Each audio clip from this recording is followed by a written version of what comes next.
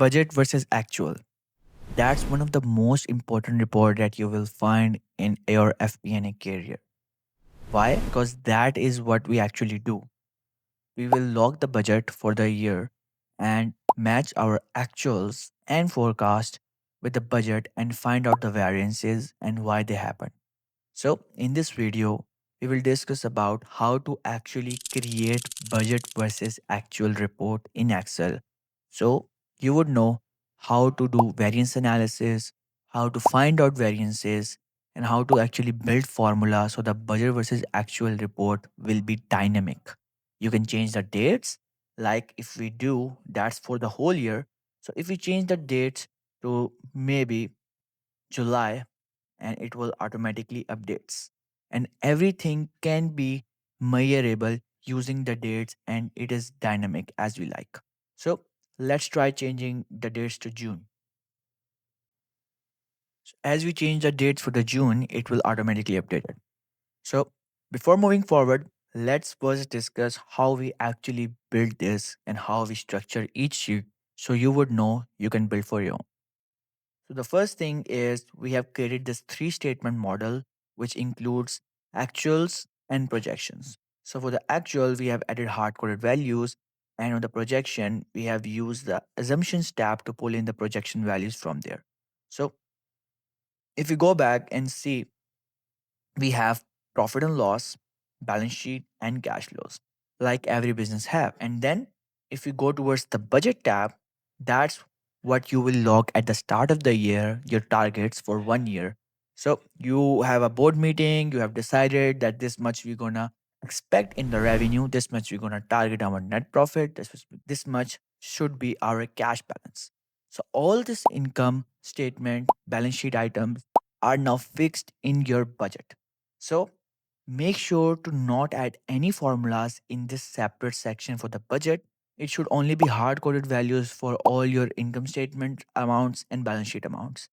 So we can actually use budget versus actual tab to connect with. So we are pulling values in the budget section from the budget tab, in the actual section from the three statement model tab. And for the variances, we are just deducting the values from the budget to actuals.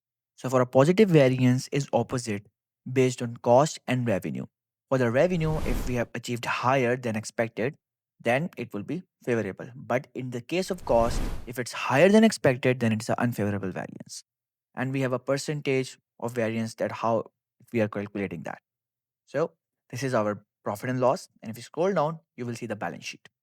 So let's rebuild it again so you would know how I did that. So before moving forward, I want to let you know that we are using two specific formulas. For income statement, we are applying filter on a start date and end date by using SUMIFS formula. Why? Because SUMIFS will give you a range of information, range of sum based on specific dates. If we want to see the data for the whole year, then we can apply the criteria on a start date and end date. If we want to apply the criteria on just one date, only end date, then it will not be any use. So in the case of the income statement, we will use SUMIFS. In the case of balance sheet, we will use index match. Why?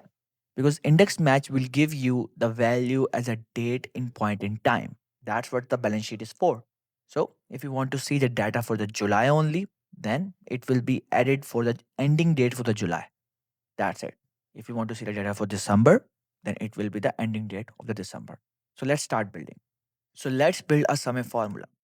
So SUMIFs, we're going to select the sum range. Let's go to the budget, select all the sum of revenue, and then they add a criteria range 1.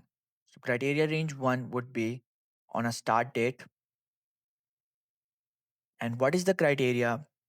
Criteria would be to increase less than, greater than or is equal to, and then we have to select the date. And then we apply to the second criteria,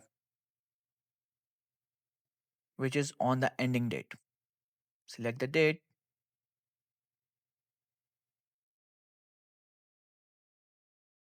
So we have created this formula including the dollar signs. So here they are very important. We are hard coding everything for the criteria range 1, criteria range 2, and the criterias. But we are leaving one thing behind. The sum range only have $1 sign with the column. That's it. Because we have to paste it down. So just paste it down and it will work instantly.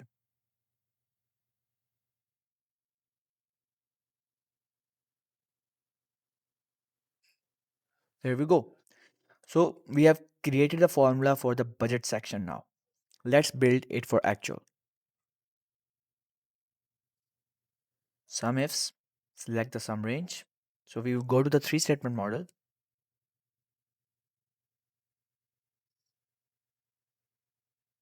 actually sum it from here, add the criteria range, then apply the criteria,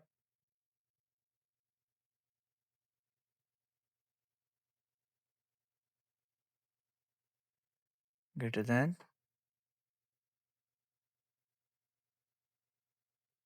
and start date. Apply that, then apply the criteria on the end date. So let's apply the dollar signs here.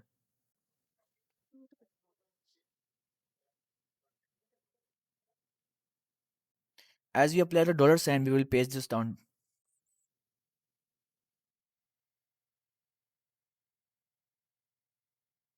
And now we have completed the income statement section. So if we zoom in a bit, we will know that we have a favorable balance of revenue. We have earned more revenue than we expected in June only. So if you want to see for the whole year, let's see how it goes. If we change the dates to the whole year, so we can say we have an unfavorable balance on the revenue and almost we are not performing as expected. So let's move toward the balance sheet. So we will use index match in the case of balance sheet. In the budget, type index. So the first thing we will use to return a value. So we will need cash. So select the cash, match. What we're going to match is the ending date. We have to find the lookup value, which is this. And our lookup range would be this, comma, match type, exact match, close. Right? Let's apply some dollar signs. So we'll fix out this and make sure this is also fixed. And remove the dollar signs from the rows. Copy, paste. Paste down also. There you go. So we have also applied some error checks at the bottom to make sure everything ties up. So we are already done with the budget. Let's move towards the actual. Index. Let's move towards the three statement model and find the cash. There it is. Select the sum range. Use match function. Find the lookup value, which is this. And then go back to the three statement model. Select the end date again, comma 0. If you press enter, it will show up some values. But first we have to apply the dollar sign so we can copy this down.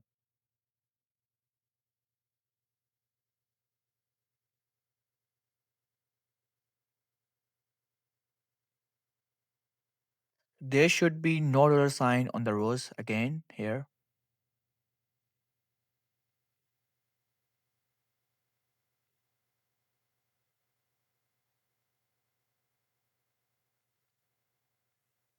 So that's how you will going to build budget versus actual for your balance sheet and income statement.